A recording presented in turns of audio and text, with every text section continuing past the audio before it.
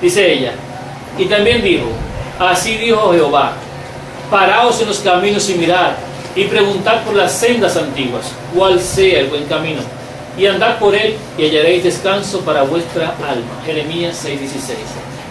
Nadie intente derribar los fundamentos de nuestra fe, que fueron colocados en el principio de nuestra obra, por el estudio de la palabra acompañado de oración y por las revelaciones.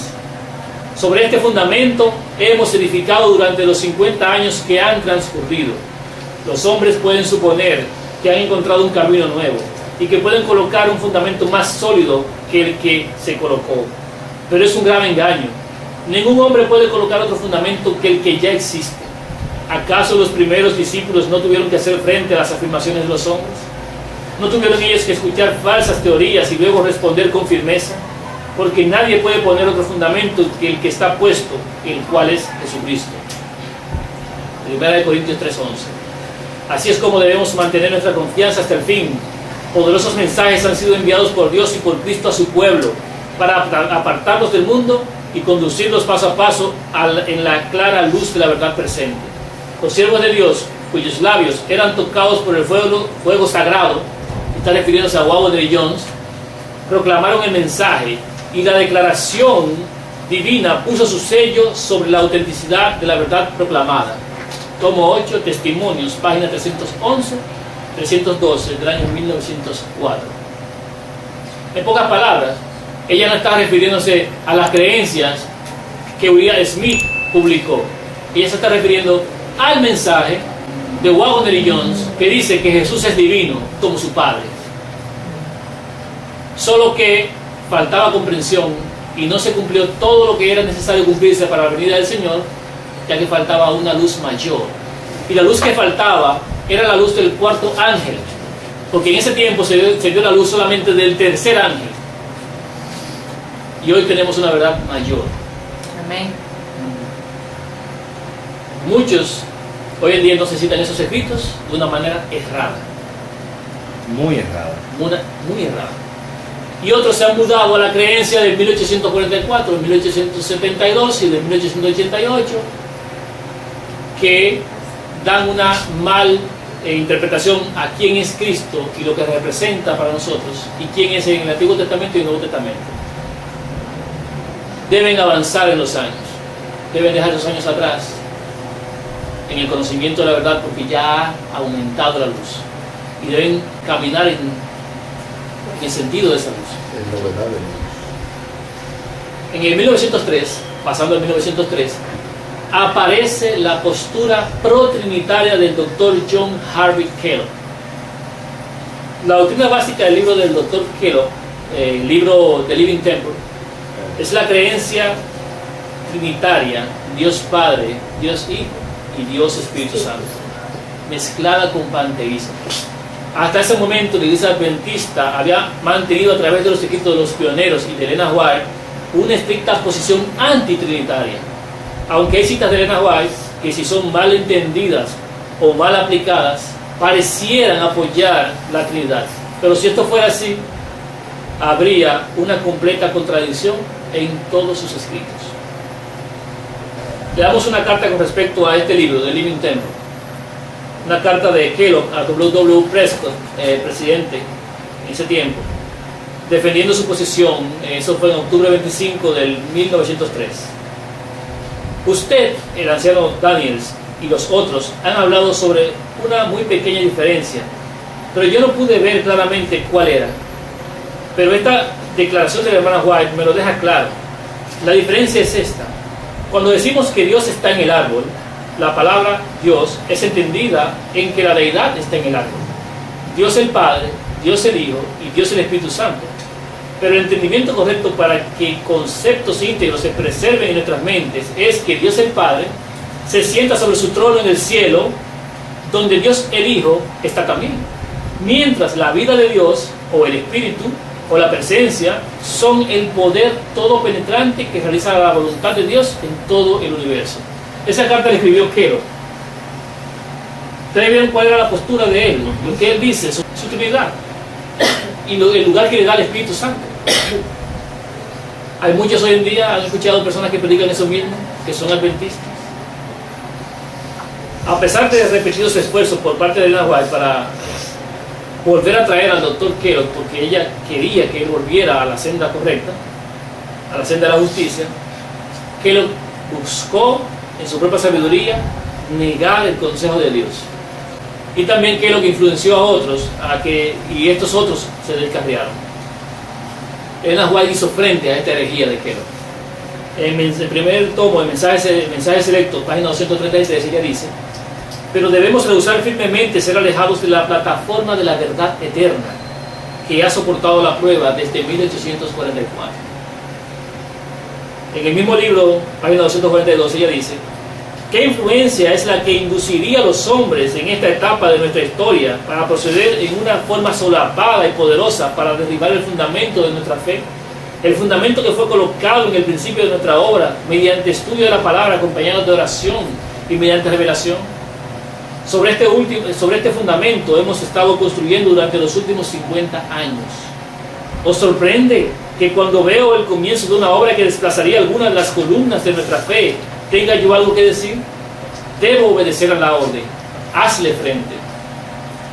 Ella también escribió en el mismo libro, página 333, se me ha instruido que hable con claridad. Hazle frente. Es el mensaje que se me ha dado. Hazle frente firmemente y sin demora. Pero no hemos de hacerle frente sacando a nuestros obreros del campo para que investiguen doctrinas y puntos de diferencia. No hay tal investigación que debamos hacer. El libro Living Temple se presenta el alfa de herejías mortíferas. La omega seguirá y será recibida por los que no estén dispuestos a prestar atención a la amonestación que Dios ha dado. Ahora, en el año 1915, avanzando, 1915, fallece Ellen G. White. Y hasta 1914 se publicaron las creencias adventistas. Aunque no habían sido cambiadas como debían ser, por lo menos no tenían Trinidad dentro de ellas. Y allí, en ese momento que fallece la sierva del Señor, empieza el trabajo del enemigo en el proceso de introducir la Trinidad, aprovechando la muerte de aquella persona que había hecho una fuerte oposición terminante a ese proyecto. En el año ya pasando de 1931, 16 años después de la muerte de la profeta, y 43 años después de 1888, la asociación recibe una solicitud de diversos grupos para que presenten sus creencias y se publican nuevas creencias. Se incluye a un Dios trino y, como ya hemos visto, el mismo adventismo, los líderes profesan que en ese año fue que se introdujo la doctrina de la Trinidad. En el libro Creencias de los Adventistas del Séptimo Día, edición del 2006, página 5, se expresa el proceso mediante el cual se introdujo esa doctrina. Brevemente puedo decir: dice que teniendo una solicitud de diversos campos africanos, la iglesia adventista no tomó las doctrinas que ya estaban escritas previamente, sino que 4 personas se reunieron para hacer nuevas doctrinas. Y allí pusieron la de la Trinidad.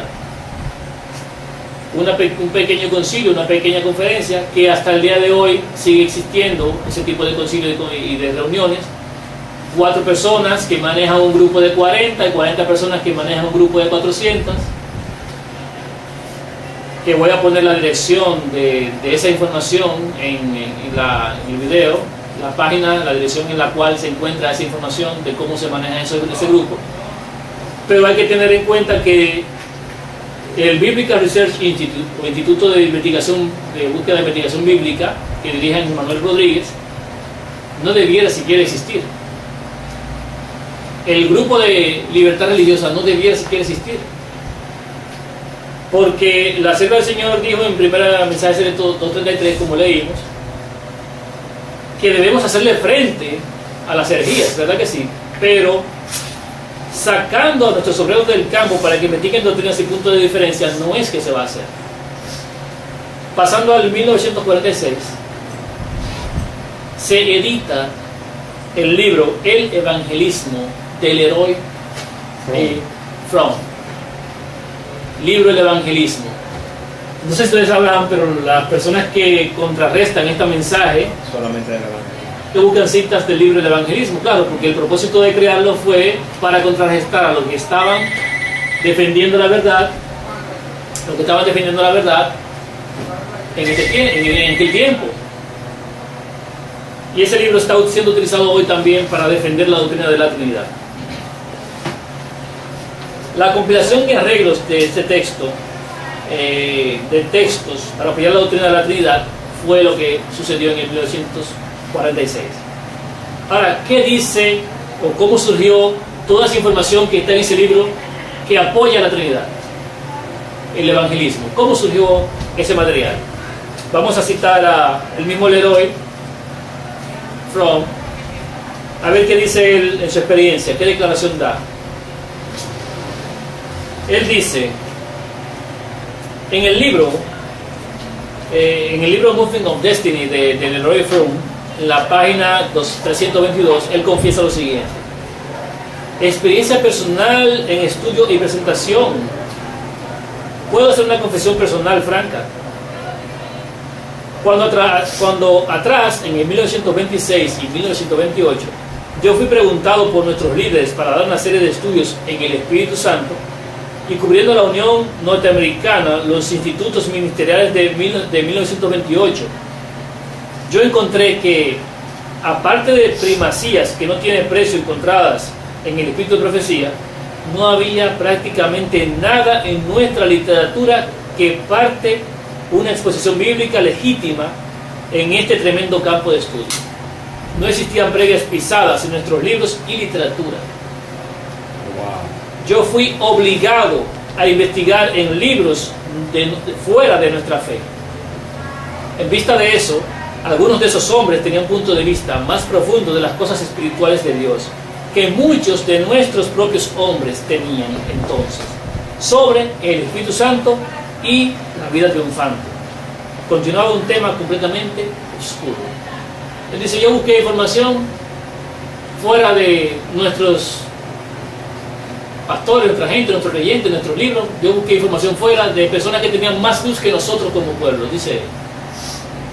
Y eso fue lo que él plasmó en ese libro del evangelismo. Y eso es lo que hoy muchos adventistas usan para defender una doctrina papal trinitaria.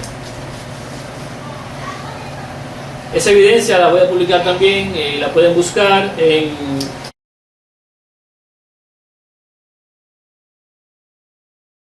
la sección de documentos y evidencia. Ahí está fotocopia del libro que él escribió donde da esa declaración. En el 1980, ya estamos más cerca, ¿verdad que sí? Se afianza la doctrina de la Trinidad en la sesión de la Asociación General en la Iglesia Adventista. Se afianza. Pasando al 1994, el Adventist Review de enero 6 de 1994, página 10, William G. Johnson, editor de esa revista, dice: las creencias adventistas han cambiado a través de los años bajo el impacto de la verdad presente.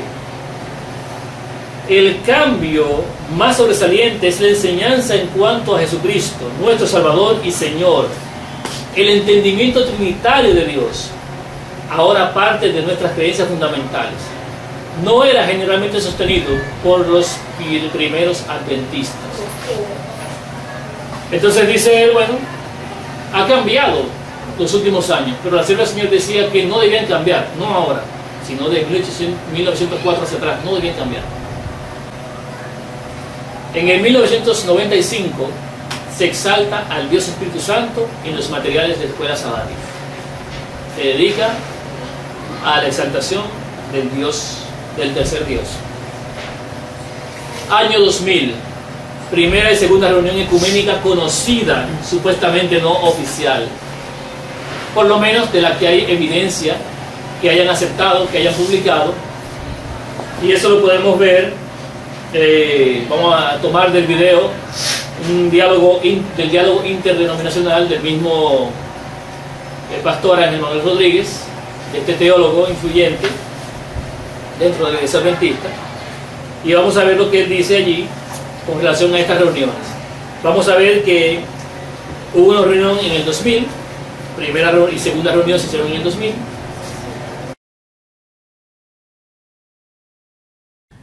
El catolicismo, hacia fines del siglo pasado, 1970 en adelante, había estado manifestando interés en reunirse con dirigentes de la Iglesia Adventista. Particularmente ellos habían dicho, nos interesaría reunirnos y conversar con ustedes acerca de libertad religiosa. Ustedes tuvieron ahora un evento aquí de libertad religiosa, ¿no? Pero esto involucraba realmente que la Iglesia Adventista participara de asuntos relacionados con alto liderazgo dentro del catolicismo. Y la Iglesia, los dirigentes de la Iglesia en los 70 y 80 no estaban seguros cómo los miembros de la Iglesia verían tal evento, ¿no? Así que realmente se cohibieron y nunca se hizo nada. Pero en el 1999, cerrándose el siglo, llegó una invitación formal del Vaticano a la Asociación General, manifestando el deseo que ellos tendrían en reunirse con varios de los dirigentes de la Iglesia para conversar acerca del adventismo, tratar de entenderlos mejor y compartir con nosotros algunas preocupaciones que ellos tenían o asuntos de interés. En la Asociación General hay una oficina que se llama la Oficina de Relaciones Interconfesionales. Es la oficina que mantiene contacto con otras denominaciones cristianas. Y esa oficina tiene una pequeña, un comité, que decimos en español comité, una comisión. Un comité que es el que se reúne para discutir cómo pueden hacerse tales cosas y demás. Así que esta petición se llevó a ese comité. Y el comité se reunió, la discutió por un largo rato, explorando los pros y los contras, y decidió no tomar ninguna decisión. Decidieron que esto era un asunto muy serio porque venía del Vaticano mismo y que era necesario que la administración de la Iglesia Mundial examinara la petición y le diese al comité alguna instrucción sobre cómo manejar esta situación. Y la administración de la Asociación General estudió el asunto y decidieron que no era prudente tener un diálogo oficial con el Vaticano, por una variedad de razones, supongo yo.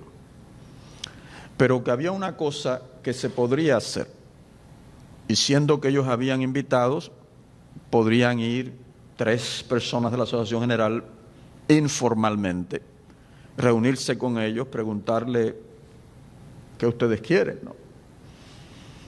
Y así el comité acordó enviar 3 personas.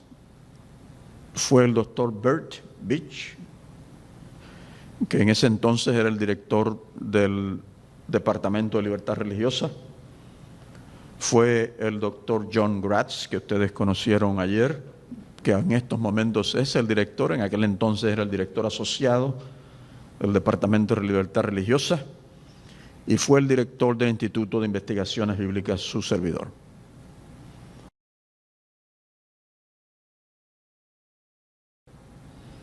Regresamos a la Asociación General. La Asociación General dijo, ¿qué es lo que ellos quieren? Y ellos dijeron, bueno, ellos quieren que conversemos acerca de nuestras creencias y compartamos con ellos lo que creemos, nuestras creencias fundamentales y demás. Está bien, vayan, fuimos. Y nos reunimos en Suiza, país neutro. Y nos reunimos en el Centro Evangelístico de John Knox, uno de los reformadores más importantes en Suiza. Así que del Vaticano fuimos a un centro protestante. Y fue un solo día, menos de un día realmente, y muy informal. se tomaron nuestras doctrinas, se habló con ellos brevemente sobre ellas, ellos dijeron, hay cosas aquí que se parecen a lo que nosotros creemos también, y terminó, pero entonces dijeron, quisiéramos reunirnos el año que viene y hablar acerca del sábado y el domingo.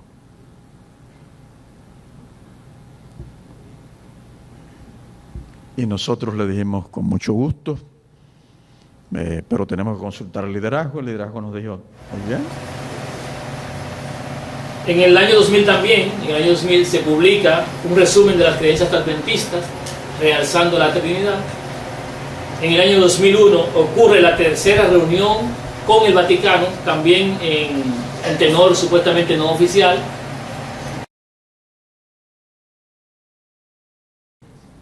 Pero antes de irnos, dijeron, quisiéramos el año que viene reunirnos con ustedes una vez más. Queremos hablar acerca de lo que ustedes piensan acerca de la Biblia, cómo interpretan ustedes la Biblia, y nosotros hablaríamos de nuestra posición con relación a la Biblia y la tradición católica. Y nosotros, que habíamos sido autorizados a reunirnos una vez más con ellos, les dijimos, está muy bien. Y el siguiente año conseguimos un profesor de Andrews University que escribió un documento sobre la posición adventista con relación a la Biblia. Y ellos prepararon el suyo. En el año 2002 ocurre la cuarta reunión con el Vaticano. Y en esa cuarta reunión se le hace una pregunta a los participantes. ¿Qué pregunta se les hace? Y ellos le dicen, ¿todavía ustedes sostienen la interpretación que han tenido de Apocalipsis 13? ¿Qué pregunta, ¿Todavía ustedes, adventistas, sostienen la interpretación que han tenido de Apocalipsis 13? ¿Qué dice esa interpretación? Hermano, pues, ¿te acuerdas qué dice? Oh, sí. Se dice que el papado y la Iglesia Católica forman parte de la bestia. ¿O es la bestia? Es la bestia. Es la bestia, no forman, es la bestia. Esa declaración ha sido sostenida por la Iglesia Adventista del Séptimo Día, ¿verdad que sí? Y ahora le preguntan a los católicos, en una reunión que sostienen, si todavía mantienen su postura.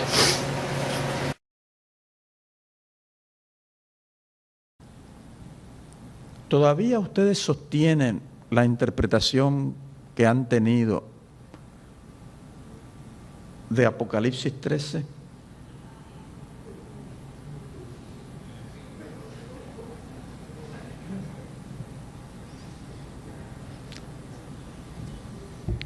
Esto es lo más cerca que nosotros estamos para decirle al Papa y al Papado lo que nosotros creemos.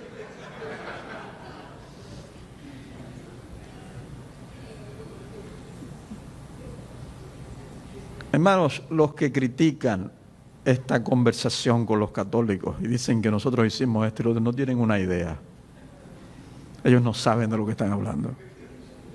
Ellos se inventan y lo ponen en la computadora y lo distribuyen en papel y la gente lo lee y la gente lo cree. Pero ellos no tienen una idea realmente genuina de lo que pasó ayer y cómo el Espíritu Santo estaba con nosotros. Ellos no tienen una idea. Ellos piensan que nos vendimos. ¿Usted cree que uno va a vender este mensaje tan maravilloso? Así que la pregunta está en la mesa.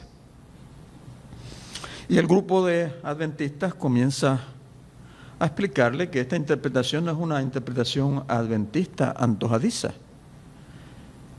Que mucho antes de que hubiese un adventista, esta interpretación ya era promovida en los círculos cristianos, ¿no? Así que le damos la historia de esta interpretación. Y ellos están escuchando, y nosotros observando las caras de ellos, a ver, ¿no? En estas cosas usted trata de interpretar el lenguaje del cuerpo, ¿no? Y finalmente le dijimos, yo sé que ustedes no están satisfechos con esta respuesta, pero yo le voy a decir la verdad, le dije. Si nosotros le damos a ustedes la impresión de que nosotros hemos cambiado nuestra interpretación de ese capítulo apocalíptico, estaríamos traicionando a la iglesia que nos envió aquí y engañándolos a ustedes. Así que la respuesta a la pregunta es bien sencilla, no la hemos cambiado. más papá. Pero yo les dije, hay algo que yo quisiera. Le dije, yo quisiera que mi pueblo, mi iglesia, no determinara la relación, la calidad de la relación que debe tener con los católicos basados en esta interpretación bíblica. Es decir, yo quisiera que mi iglesia no vea a los católicos como enemigos, a quienes hay que odiar. Yo no quisiera eso. Yo no quisiera que esta interpretación tome ese rumbo. Por otro lado, le dije, yo no quisiera que el catolicismo utilice esta interpretación para determinar una forma negativa de relacionarse con nosotros.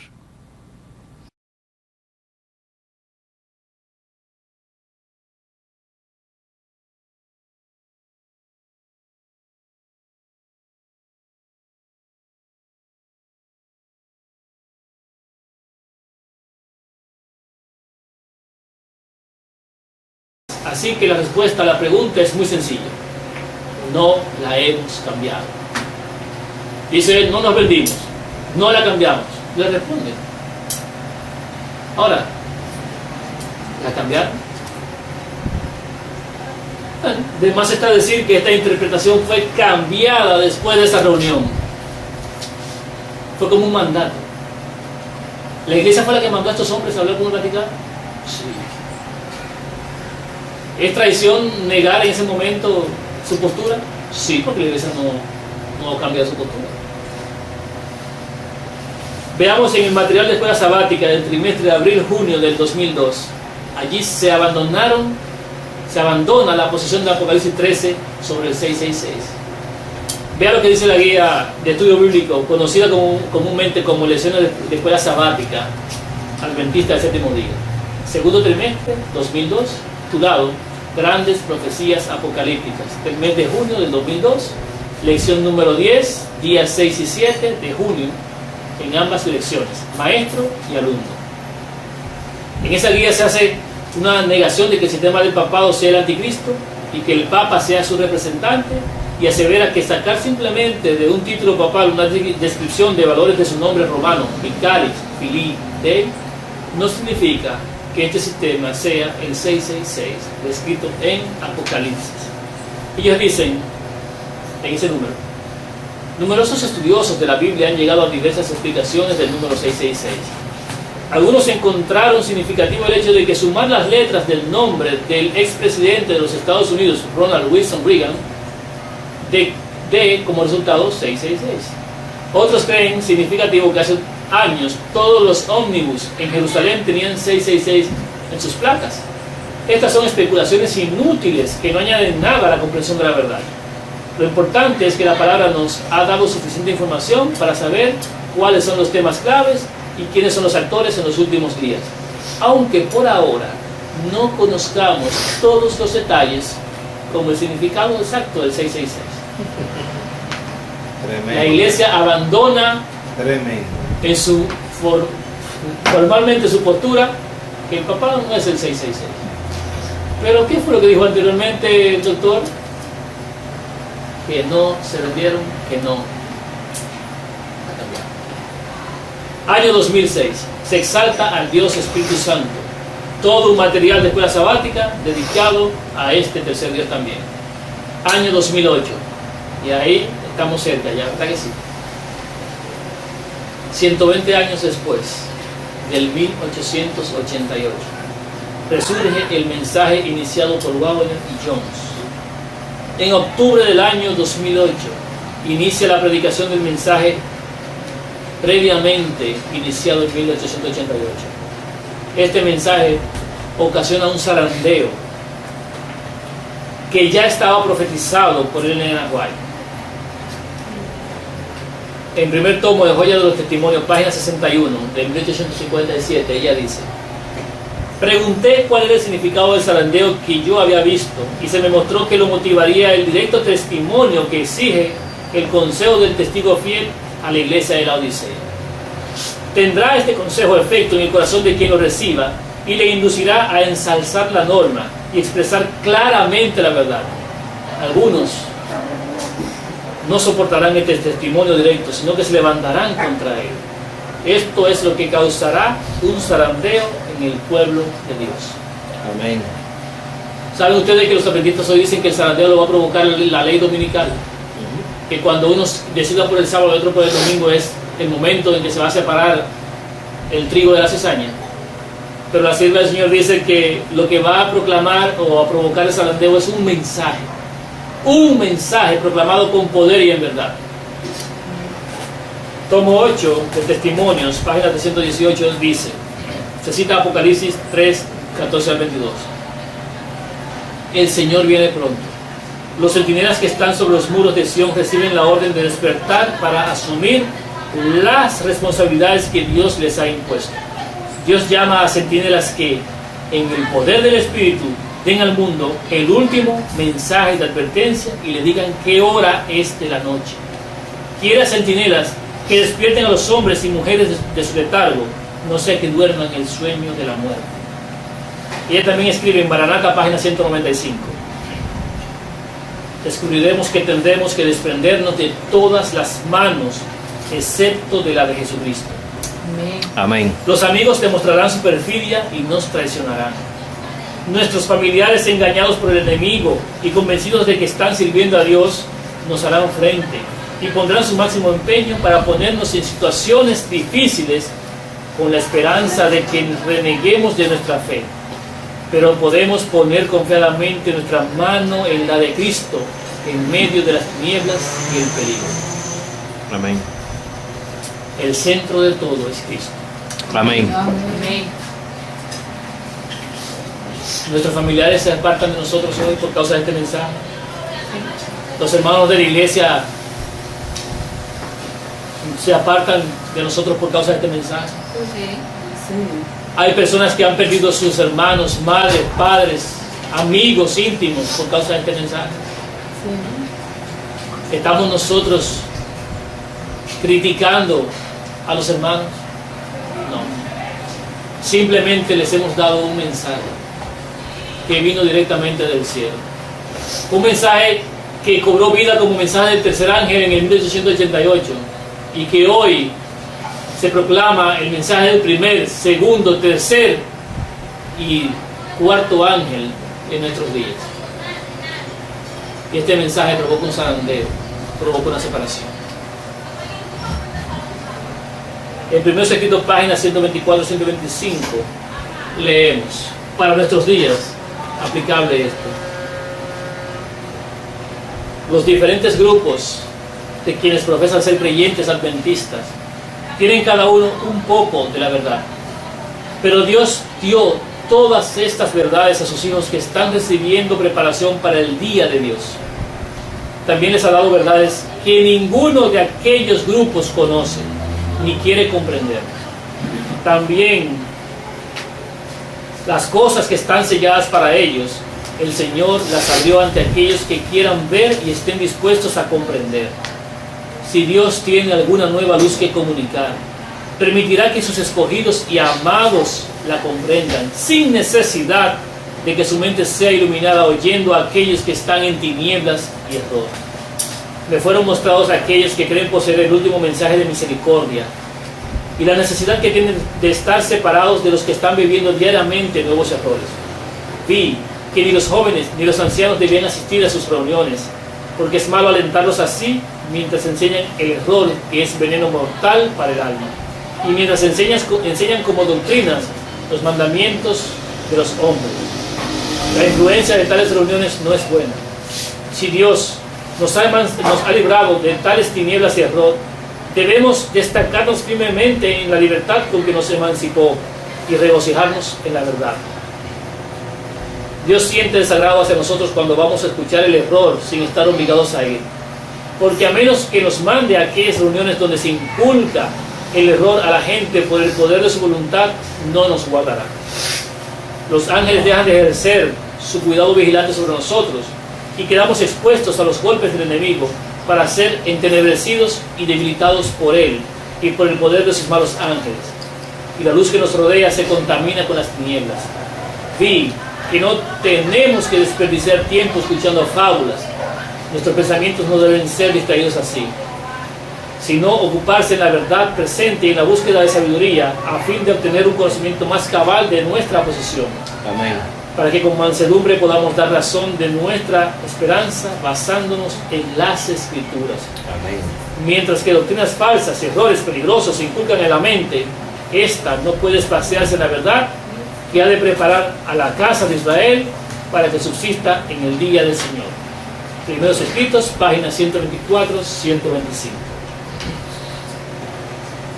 Hermanos, doctrinas humanas es la doctrina de la Trinidad. Breve resumen, año 2008, 2000 en adelante, porque no sabemos qué ha de venir. Allí se reconoce que Jesús es el Hijo literal de Dios Padre, engendrado en los días de la eternidad. Se reconoce que el Espíritu Santo es Cristo mismo, desvestido de su naturaleza humana.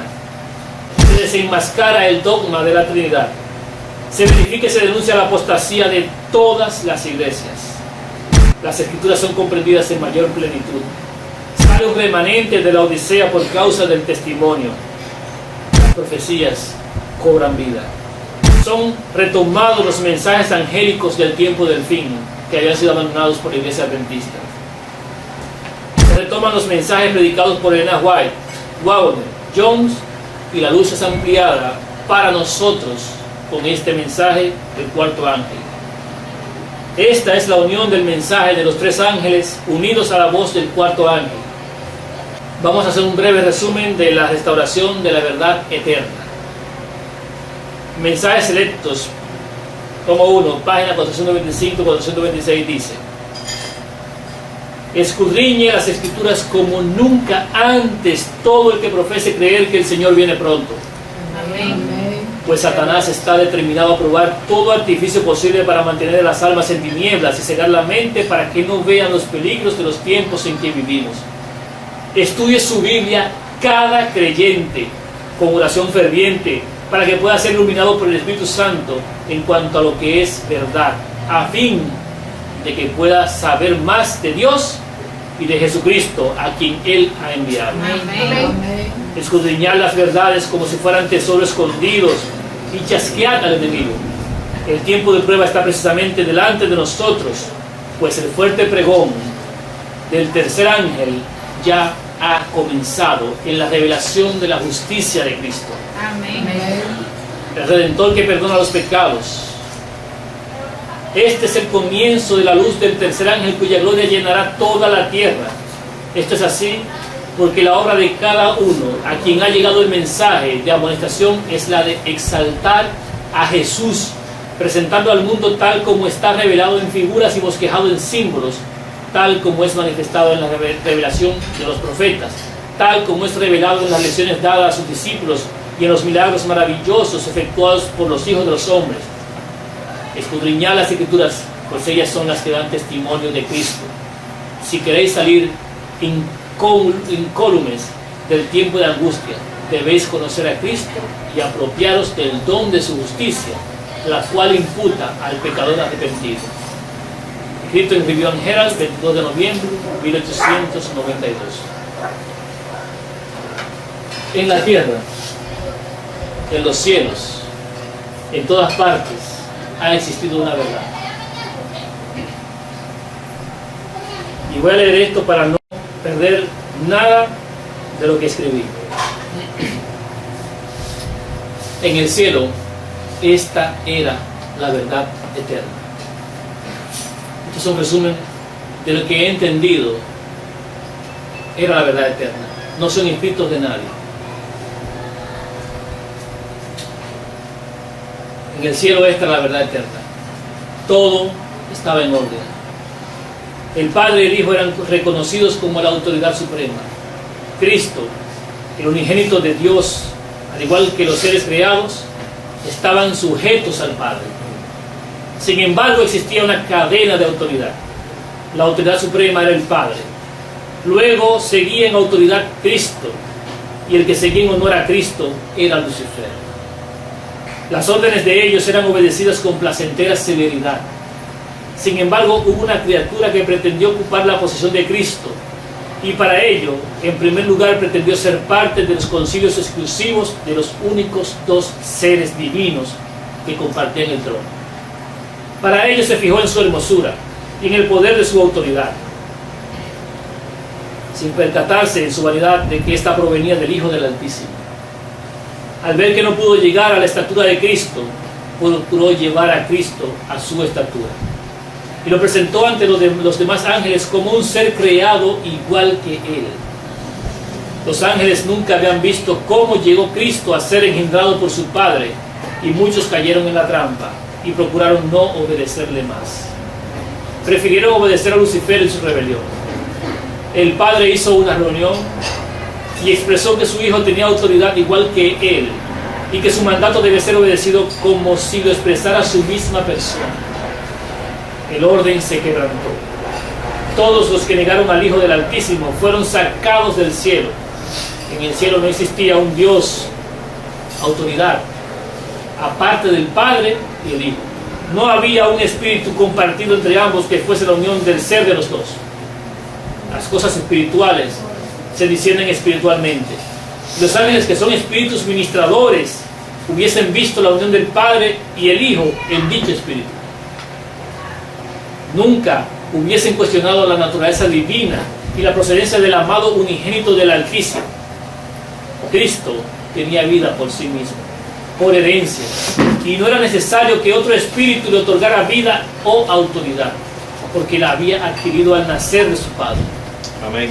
Así, por la rebelión de uno, se corrompió el orden en los cielos y fueron arrojados fuera los desobedientes e incrédulos. En la tierra todo estaba en orden. Adán y Eva, producto de los planes del Padre y el Hijo, vivían en armonía en el jardín del Edén. Reconocían la autoridad de Cristo y su Padre. Les había sido dada autoridad sobre todo lo creado para ellos. Los ángeles les instruían con agrado. Fueron el ejemplo para los ángeles sobre la manera en la que Cristo pudo nacer del Padre en los días de la eternidad, antes que nada fuese hecho o alguna criatura creada. Lucifer vio la felicidad de ellos y los tentó en su primera pretensión, llegar a ser igual a aquel que era su autoridad. La pareja cayó en la trampa, y al desobedecer a Cristo y a su Padre llegaron a ser propiedad de Satanás. Y esto también incluye lo que les había sido sujetado a ellos: el mundo y su plenitud. Su Dios, que es autoridad, su autoridad, pasó a ser Satanás. A través de los siglos, la verdad que una vez fluyera de manera natural de un ser a otro se ha ido oscureciendo, y pronto el ser humano, bajo la influencia del maligno, llegó a rebajar a Cristo a su propia condición, a su propia naturaleza, o a desvirtuar su carácter divino heredado. El trabajo del enemigo es presentar a la autoridad divina bajo formas inexplicables, misterios y demás, e imposibles de reconocer. El hombre ha procurado ser igual a Dios, es decir, tener autoridad inherente sobre sí mismo y sobre los que le rodean.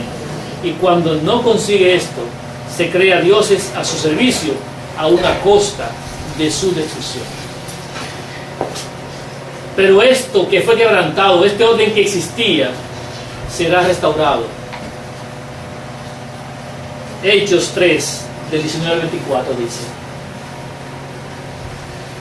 así que arrepentíos y convertíos, para que sean borrados vuestros pecados, para que venga de la presencia del Señor tiempos de refrigerio, y Él envíe a Jesucristo, que os fue antes anunciados, a quien de cierto es necesario que el cielo reciba hasta los tiempos de la restauración de todas las cosas, de que habló Dios por boca de sus santos profetas, que han sido desde tiempo antiguo, porque Moisés dijo a los padres: el Señor vuestro Dios os levantará profeta de entre vuestros hermanos, como a mí. A él oiréis en todas las cosas que os hable. Y toda alma que no oiga a aquel profeta será desarraigada del pueblo. Y todos los profetas, desde Samuel en adelante, cuantos han hablado, también han anunciado estos días. ¿Qué significa este versículo? Este es el tiempo en el que se están restaurando todas las cosas. La verdad que una vez era natural en los cielos, que fue quebrantada y oscurecida, está siendo restaurada en estos días. El Señor levantó un profeta. En el 1844 dio la sierva del Señor, 1888 fue a Bonner Jones para restaurar su verdad. Y toda alma que no oiga lo que Jehová dice en las Escrituras será desarraigada del pueblo. Él es nuestra cabeza y nosotros somos de Él, hasta que todo el orden vuelva a ser restaurado y los enemigos vencidos y destruidos, porque la muerte, el postrer enemigo, no será más. Entonces Cristo le entregará todo a su Padre, como era en el principio, y ellos recibirán la adoración de parte de sus hijos, los seres creados, porque ellos dos son los únicos que la merecen. Amén. Amén. He ahí el misterio de la autoridad de Dios y de su Cristo. Pero Él le entregará esa autoridad de vuelta a su Padre, como era en los cielos, como era en el principio cuando Adán y Eva antes de pecar. Esa verdad será restaurada. Veamos cómo ha progresado la restauración de las cosas de manera simple. En el Antiguo Testamento, nuestro Dios o autoridad habló por medio de los profetas cada vez que era necesario un mensaje, una guía, una instrucción, a fin de permanecer en la autoridad correcta. La lucha después de la aparición del mal siempre ha sido: ¿a quién adoramos? Esa es la pregunta. Esa es la lucha de siempre. ¿A quién adoramos? O sea, ¿a quién reconocemos como nuestra autoridad? ¿A quién reconocemos como nuestro Dios, como nuestra autoridad? A estos profetas le fueron reveladas las verdades necesarias para comunicarlas al mundo, a fin de que todo aquel que las conozca pueda elegir a quién servir. Elegís vosotros hoy a quién servir, pero mi casa y yo serviremos a Jehová. Amén. Amén. En el Nuevo Testamento y en nuestros días hemos recibido el conocimiento directamente de aquel que es nuestra autoridad o nuestro Dios. Su espíritu da testimonio a nuestro espíritu de lo que es la verdad, de aquella verdad que necesita ser restaurada: el carácter, la procedencia, el poder, la autoridad de Dios y de su Cristo. Esto se ha ido logrando paso a paso. Descubriendo la verdad en el tiempo del fin, podemos ver que las Escrituras en primer lugar son liberadas. Ellas estaban presas atrás, encadenadas por el poder papal, y fueron liberadas para que todos pudieran leerlas. Primero, liberación de las Escrituras. 1798 se abre el entendimiento de esas Escrituras con relación a las profecías que estaban selladas para el tiempo del fin. 1844 surge un pueblo para otorgarle las verdades, y este pueblo, primero, 1844, espera su segunda venida. Reconoce la mediación de Cristo y su función en el santuario. Ese pueblo reconoce la vigencia de la ley de Dios, y eso ocasiona un remanente, porque los que no aceptaron el mensaje de ese ángel sobre la ley que estaba brillando al pueblo, se salieron, se apartaron, y quedó un remanente. De los que esperaban al Señor, un remanente cuando no llegó. De los que se predicaban el mensaje de la ley, un remanente, no creyeron en ese mensaje tampoco, y se ha ido filtrando el remanente. 1872 se reconoce que Dios tiene un hijo. No se le da la divinidad, pero ya vamos avanzando. Se reconoce que tiene un hijo. 1888 se reconoce que ese hijo es divino, y ocasiona también un remanente. La mayoría del pueblo, 1 de 100, dice solamente lo acepta. 1 de 100. Por lo tanto, ocurre también una separación por causa de la divinidad de Cristo, que va aumentando el conocimiento. 2008, Se reconoce que el Padre es una persona, espíritu, y el Hijo es otra persona, espíritu. Va avanzando la verdad, ya vamos separando. Ahora, ¿ha progresado también la verdad con relación a lo que es el Espíritu Santo? Bueno, 1844. Se cree que el Espíritu Santo es el del Padre. Eso creían los pioneros. El Espíritu Santo es el del Padre que lo pasa a través del Hijo. También allí se cree que el Padre le comparte su Espíritu al Hijo. 1888. Se cree que el que une al Padre y al Hijo es el Espíritu Santo, que es el Espíritu de los Dios, de los dos, que los une. Los une es el Dios Espíritu. Lo ven como una tercera persona más adelante, en el 1893, cuando sale la teoría de Kellogg. Por eso no fue un avance, sino un retroceso. Porque se procuró oscurecer la verdad otra vez. En el 1931 se cree que el Espíritu Santo es una tercera persona, y se le incluye como tercera persona. Otro retroceso mayor.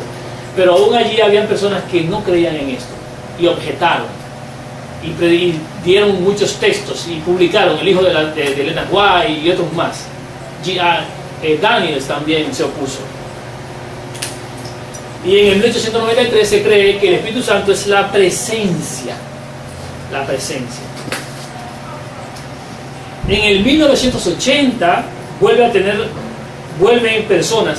¿Saben ustedes, hermanos, que en esos años aparecieron grupos, nuevos grupos, que empezaron a predicar en contra de la Trinidad, pero lo hicieron en base a los mensajes de 1844, algunos, y de 1888, otros. Y hoy están poniendo oposición directa a un mensaje proveniente del cielo que declara quién es Dios, quién es el Hijo y lo que es el Espíritu Santo, el Hijo mismo, desvestido de una naturaleza humana. Y se han vuelto a la creencia de esos años. Y les digo a esos hermanos que no avanzaron en nada, porque lo que era un 100 para ellos poder salvarse en aquella época es un 50 de 100 para nosotros en nuestros días. No da para salvarse. No permite pasar la prueba que ha de venir. Y ahora mismo están empantanados en el pasado. En el 2008 también se cree que es Cristo mismo desvestido o despojado de su naturaleza humana, y lo que ocasiona un remanente. Cuando se decía que Cristo compartía el trono con su Padre, realmente lo que quiere decir es que compartía la autoridad con su Padre. En el trono solamente se sientan los que tienen autoridad. Y hay ocasiones en las que hemos visto a través de la historia que hay príncipes que dominan reinos. Todavía el rey, su padre, está con vida, pero estos príncipes van a otros lugares, a otras tierras, y son los que dominan esos reinos, son la autoridad en esos reinos, su palabra debe ser obedecida. Sin embargo, ese príncipe se sujeta a su padre, el rey. Eso mismo sucede con nosotros, con Cristo, con este mundo y con el Padre de Cristo. Así mismo se manifiesta la autoridad. Él tiene autoridad como su Padre, comparte su trono, comparte su autoridad. Para meditar puedo tener un texto que está en Mateo 8:34. Dice allí: y toda la ciudad salió al encuentro de Jesús, y cuando le vieron, le rogaron que se fuera de sus contornos. Esto fue una ocasión cuando él envió los espíritus a los cerdos. Es interesante saber que dice cuando le vieron, o sea, salieron al encuentro de él, pero cuando le vieron, ¿qué hicieron? Lo abrazaron, lo aceptaron. No, cuando le vieron lo expulsaron. Salió hoy la iglesia a su encuentro, pero cuando se les muestra verdaderamente quién es Cristo, lo expulsan. No queremos que estés con nosotros, porque vas a acabar con nuestro negocio, vas a acabar con los cerdos que tenemos, vas a acabar con nuestra vida normal que llevamos. No te queremos conocer, ya te vimos, pero no te queremos aceptar. Tú no eres a quien hemos esperado.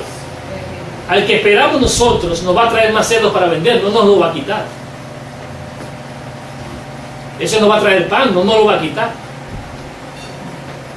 Porque andan con los ojos puestos en los panes y los peces. El tiempo del sellamiento es corto. Primeros Escritos, página 58. Vi que casi ha terminado el tiempo que Jesús debe pasar en el lugar santísimo, y que el tiempo solo puede durar un poquito más. El tiempo libre del cual dispongamos debe dedicarse a escudriñar la Biblia, que nos habrá de juzgar en el día postrero. Amados hermanos y hermanas, dejemos que los mandamientos de Dios y el testimonio de Jesús estén siempre presentes en nuestros pensamientos y que ahuyenten las preocupaciones mundanales. Sean ellos nuestra meditación cuando nos acostamos y cuando nos levantamos. Vivamos y actuemos teniendo plenamente en cuenta la venida del Hijo del Hombre. El tiempo del sellamiento es muy corto y pronto terminará. Ahora, mientras los 4 ángeles están reteniendo los 4 vientos, es el momento en que debemos asegurar nuestra vocación y elección. ¿Cuándo?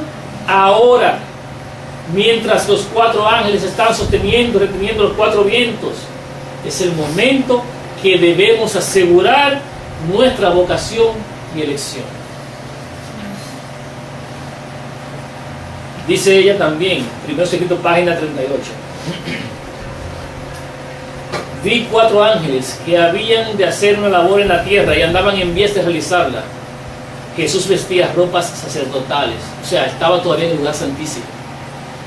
Miró compasivamente al pueblo remanente y alzando las manos exclamó con voz de profunda compasión: mi sangre, Padre, mi sangre, mi sangre, mi sangre. Entonces vi que de Dios, sentado en el trono blanco, salía una luz en extremo refulgente que derramaba sus rayos en derredor de Jesús. Después vi un ángel comisionado por Jesús para ir rápidamente a los 4 ángeles que tenían determinada labor que cumplir en la tierra. Y agitando de arriba a abajo algo que llevaba en la mano, clamó en alta voz: retened, retened, retened, retened, hasta que los siervos de Dios estéis sellados en la frente. Pregunté a mi ángel acompañante qué significaba lo que oía y qué iban a hacer los 4 ángeles.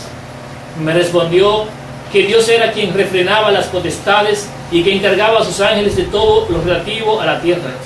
Que los 4 ángeles tenían poder de Dios para retener los 4 vientos y que estaban ya a punto de soltarlos. Pero mientras aflojaban las manos y cuando los 4 vientos iban a soplar, los misericordiosos ojos de Jesús vieron al pueblo remanente todavía sin sellar. Y alzando las manos hacia su Padre, intercedió con él, recordándole que había derramado su sangre por ellos. En consecuencia se le mandó a otro ángel que fuera velozmente a decir a los 4 que retuvieran los vientos, hasta que los siervos de Dios fuesen sellados en la frente con el sello de Dios. Joyas de los Testimonios, volumen 11, página 65. Aquellos que no sienten pesar por su propia decadencia espiritual, ni lloran sobre los pecados ajenos, quedarán sin el sello de Dios. ¿Qué dice? Justamente eso ocurrió. Si ustedes saben, cuando se va a proclamar ley dominical, es el momento en el cual se iban a soltar los 4 vientos. Y el Señor, viendo que se iba a desatar los vientos, dijo no, intercedió delante de su Padre. No fue el Dios Espíritu Santo el que intercedió, fue el Hijo el que intercedió delante del Padre. Yo me pregunto dónde estaba el Dios Espíritu Santo Trinitario. Cristo es el que intercede. Amén. Él es nuestro Consolador. Amén. Y Él, por su sangre, intercedió. Primeros Escritos, página 279 y 180. Se me señaló la época en que terminaría el mensaje del tercer ángel. El poder de Dios había asistido a sus hijos, quienes después de cumplir su obra estaban preparados para sobrellevar la hora de prueba que les aguardaba. Habían recibido la lluvia tardía o refrigerio de la presencia del Señor y se había reavivado el viviente testimonio. Por todas partes había cundido la postrera gran amonestación, agitando y enfureciendo a los moradores de la tierra que no habían querido recibir el mensaje. Vi ángeles que iban y venían de un lado a otro del cielo. Un ángel con tintero de escribano en la cintura regresó de la tierra y comunicó a Jesús que había cumplido su encargo, quedando sellados y numerados los santos. Hago énfasis: sellados y numerados los santos. Vi entonces que Jesús, quien había estado oficiando ante el arca de los 10 mandamientos, dejó caer el incensario y alzando las manos exclamó en alta voz: consumado es. Y toda la hueste angélica se quitó sus coronas cuando Jesús hizo esta solemne declaración: el que es injusto, sea injusto todavía, y el que es inmundo, sea inmundo todavía, y el que es justo, practique la justicia todavía, y el que es santo, santifíquese todavía. Todos los casos habían sido fallados para vida o para muerte. Mientras Jesús oficiaba en el santuario, había proseguido el juicio de los justos muertos y luego el de los justos vivientes. Cristo, habiendo hecho expiación por su pueblo y habiendo borrado sus pecados, había recibido su reino. Estaba completo el número de los súbditos del reino. Repito otra vez: estaba completo el número de los súbditos del reino, y consumado el matrimonio del Cordero, el reino y el poderío fueron dados a Jesús y los herederos de la salvación, y Jesús iba a reinar como Rey de Reyes y Señor de Señores. Amén. Había sido decidido todo caso y numerada cada joya.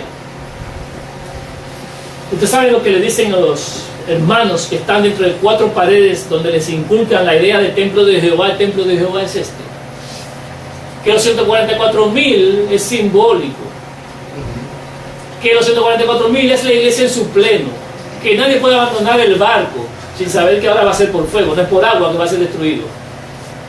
Sin embargo, la sierva del Señor dice: sellados y numerados. Estaba completo el número de los súbditos del reino, y cada joya había sido numerada, y son 144,000 en número. Después son 144,000 que sean sellados, el resto se ejecuta Ezequiel 9.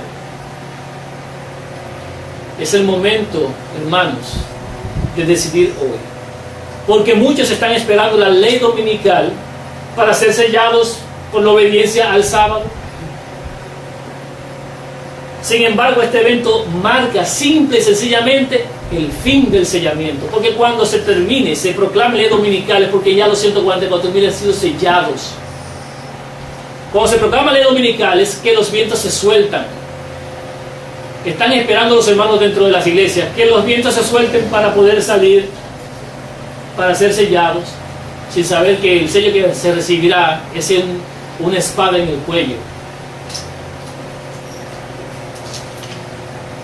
Ese tiempo de la ley dominical marca el fin del sellamiento, no el inicio. Marca el fin del tiempo de gracia para el pueblo de Israel moderno, porque marca la culminación de los 3 años y medio del día de gracia del pueblo adventista del 7º día.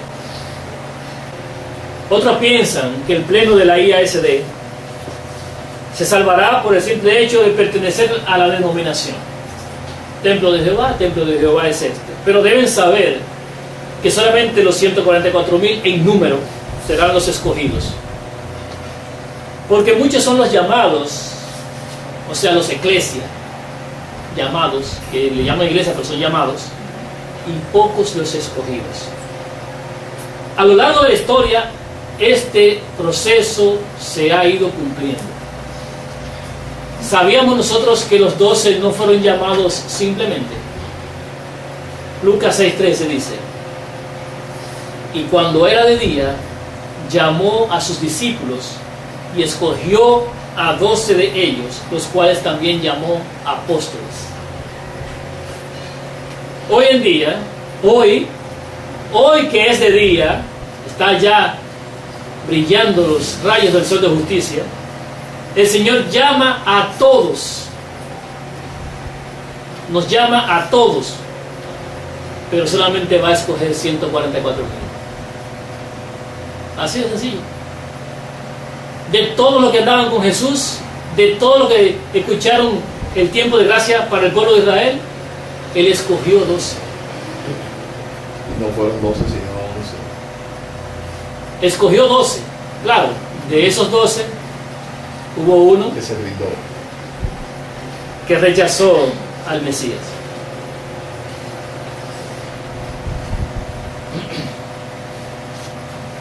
El tiempo de reinado del séptimo rey es breve.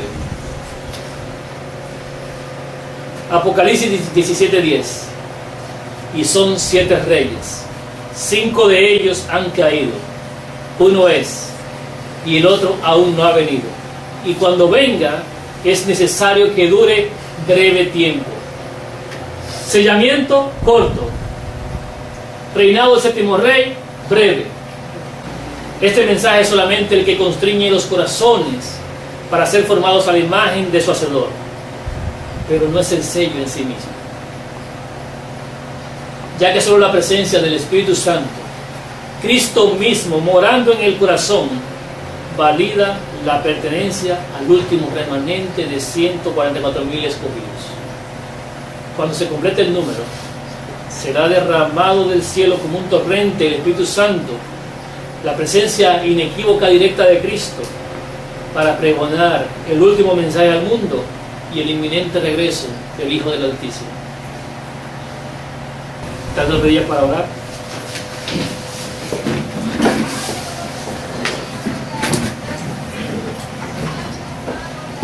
Oramos. Padre que moras en las alturas de los cielos, alabado, glorificado, exaltado sea tu nombre por los siglos de los siglos. Amén.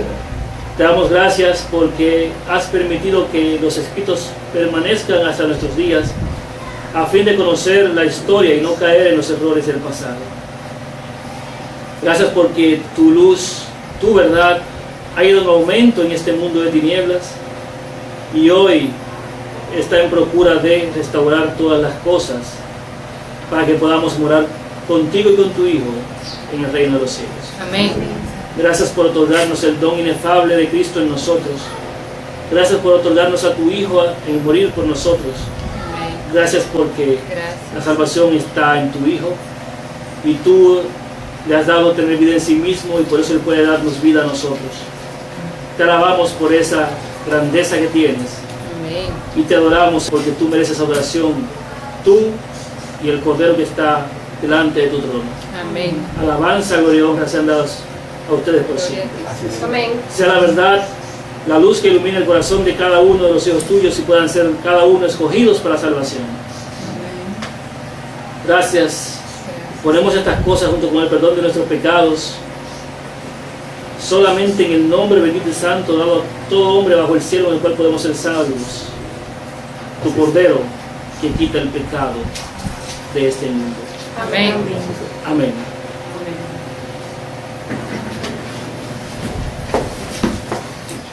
Quisiera compartir con todos ustedes ahora un himno que tuve oportunidad de escuchar de parte de un hermano que fuimos a visitar en una localidad de aquí de República Dominicana, que me parece muy pertinente, ya que expresa mucho de lo que mi corazón desea que ocurra pronto.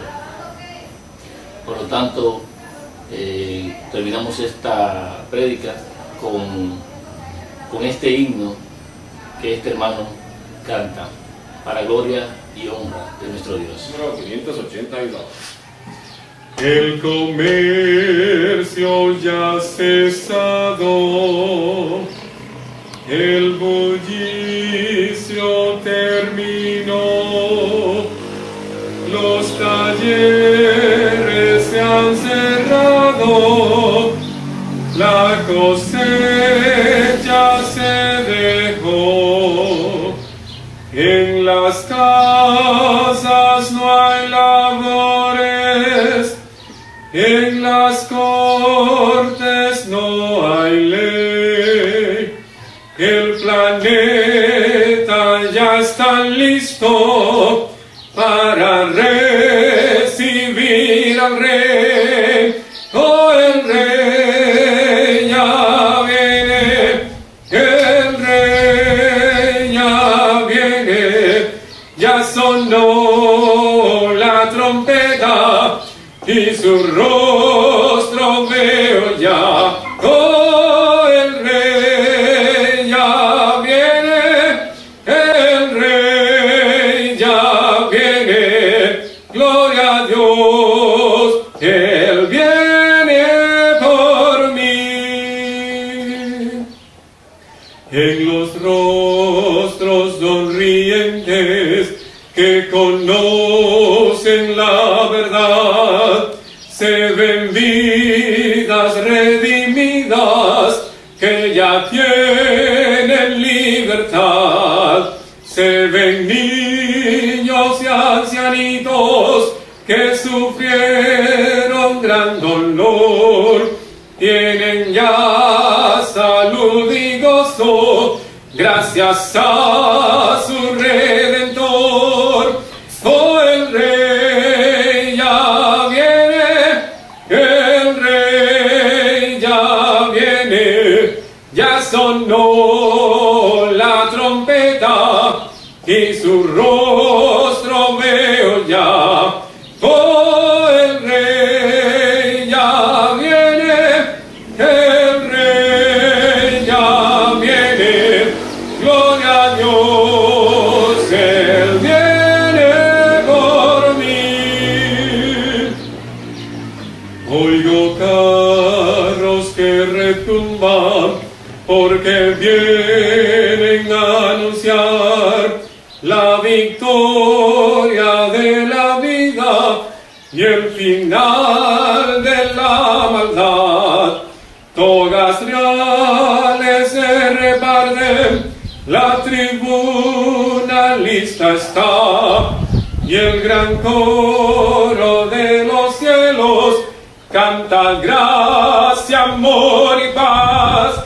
Oh, el rey ya viene, el rey ya viene, ya sonó la trompeta y su rostro veo ya.